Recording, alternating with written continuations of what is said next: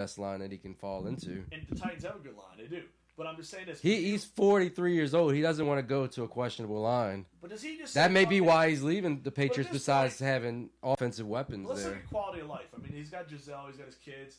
Tampa's a beautiful place. He's from, California. He's from Cali. So, I mean, if he doesn't go to Chargers... If he wants to go to California, then he'd have to get Chargers. But I'm saying, Tampa, beautiful city. Or what if the Rams can find somebody to take on Goff's contract? The Rams are fucked. The Rams ain't making the playoffs again next year. Go look at that shit. We always talk shit about our articles. We wrote about why I've been saying for 2 years that Goff's overrated. And people laughed at me last year like they do a lot of my takes. I don't think it's just Goff. I think there's a lot of problems there. Goff is part of the problem. Is Todd Gurley's not the same player. Once that offensive line went south, he can do nothing. This year. Well, without the offensive line, he can do nothing. That was part of his demise. Yeah, Gurley. No, but he's done because of his injury. It ain't because if Todd Gurley's 100%, I'm talking about Goff. Oh, well, I'm saying, but Goff to me is one of the reasons. Gurley's downfall with injury. I agree with Goff, to an extent. Giving a running back all that money, that's another issue that they fucked up at. Gurley got hurt. Yeah, they gave a running back a lot of money. Well, it ain't just the running back. It's a lot of positions they overpaid. They overpaid some veterans. Yeah, but they overpaid Brandon Cooks, possibly one could say. You know what I'm saying? Every team that pays a running back that kind of money will have problems at some point. You gave up multiple first rounders for Jalen Ramsey, who you now have to pay. He's not. Look, here's the thing. People always wonder why the Saints didn't go after Jalen Ramsey, and I said there's no way this is going to happen because here's the thing. People don't get this. Why teams sometimes splurge on a certain player and maybe it doesn't make sense to an average fan. When you have team control, you don't have to pay that guy for 2 or 3 years.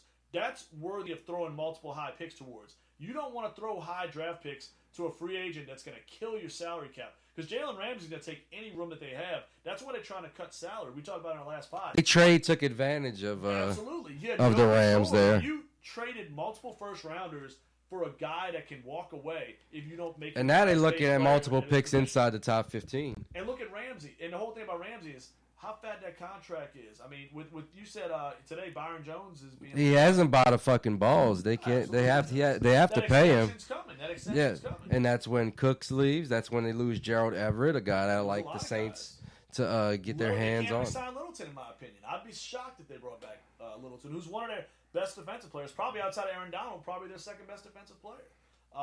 But look, the Saints, though, I say, look, it's quiet right now. The only thing we can say no is to Jamie Collins. I don't want Tom Brady ending up in Tampa. I want to see more Jameis Winston. I like interceptions. I'm cool with his 5,000 yards. I'm also cool with his 30 picks. It's one of the most beautiful things for fantasy football there is around. Well, let's be real. And honestly, I think that's the best player they can get. If he can just cut down his interceptions by 5 to 8, I think that's a playoff team, no doubt. We covered the offense real quick before we get out of here. The offense, Tampa, we talked about it. The running game, depending on who they draft with Ronald Jones, it could be equal. Ronald Jones needs to be a 2, in my opinion. He could be. But change of pace. With the offensive line, if you go out and make it, you have the money to make an upgrade or two. So maybe you could get close to what the Patriots had this year. Maybe not the Patriots of 2 or 3 years ago, obviously. But this year's Patriots you can maybe get close to. But with a much better receiving core that he did not have. Defensively, I actually like the front 7 of Tampa more than I like the Patriots by a pretty good margin.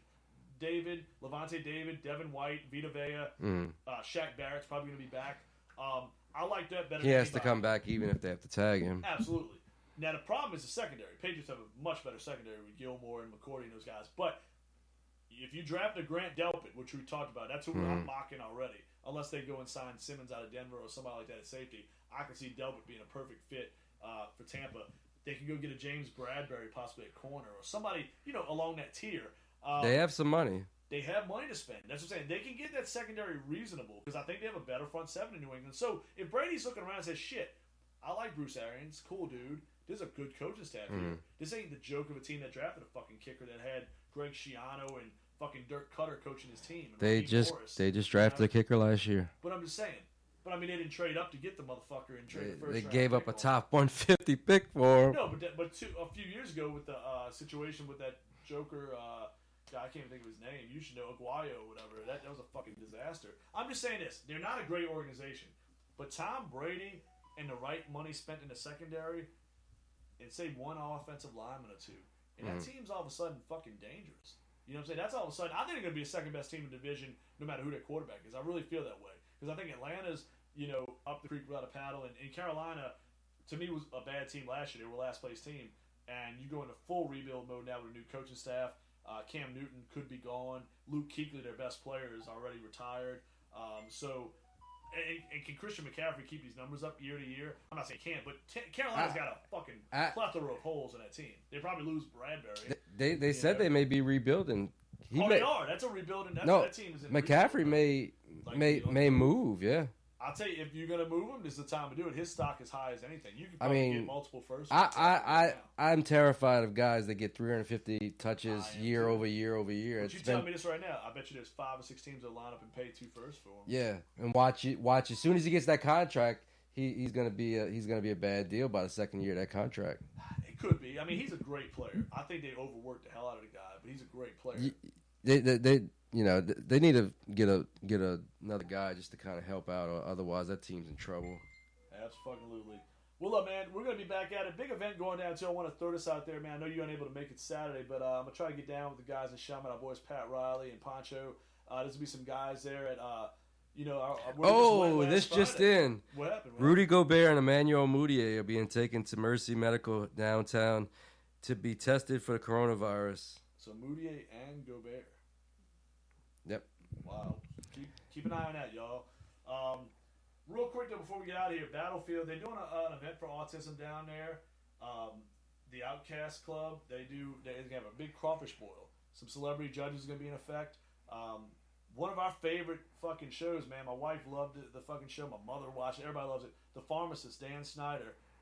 Must watch. I mean, anti-opioids is basically his game.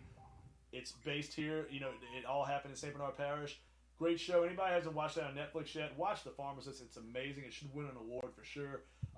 He'll be there. Keenan Lewis, former Saint, who's been on the Saints podcast, was the Who Dat podcast. Tyrone Hughes, one of our best return men. Some politicians. We're gonna have some different guys. Yeah, I don't know that dude too good, but he'll be there as well. But we'll be there. Big crawfish cook-off. Y'all will be there. I'll be trolling fan. Just call in at work. I'm just gonna say they have this big St. Patty's parade. I'm going to have to close down early. Yeah, that's right. There's no parade now. Right? I don't know. I'm going to have to say somebody was coughing. Hey, and I know y'all are listening, but this shit going to really happen. Somebody was coughing really bad, and I had to go to the hospital right after this event. People starting wanting to leave work. Hey, I can't come today because I fear the coronavirus. Johnny over there in fucking Cubicle 4. With some of my people, over the years, I know quite a few of them I know y'all would do it. And I tell you to your face, I know you would do it. Yeah, well, some of the people I know at SW... They might have done it at other jobs already. Yeah, I wouldn't be shocked with some of the folks that I had in SW that... All right, man. But anyhow, let's... Just want to let y'all know, fuck the coronavirus. That's the official stance from Tailgate Sports. That's right, we're going to say it's bullshit and it goes away in 2 months. All right, y'all. We out. Go catch Pels. ESPN. Lakers going to win a championship. That's not all right, let's go see. It might not happen if they cancel the season. I know Jaden Whipped it, twist the line. No shit. When's that going on? Damn, we gotta check that out. That's gonna be awesome. Way to go catch that, bro. Jay sent the thing to us, man. You talked to Jay that night? He's a cool dude, bro. He's a cool guy. He said, damn, Sunday. Why is it a Sunday? At Twist the Line in Metairie. That's a good little, hey, bro. Start. Hey, we on? We cool? Check it out. That's the way we were still on. Yeah, get up off Spreaker. Yeah, man. Peace out, y'all. Yeah, but that's a cool thing, bro.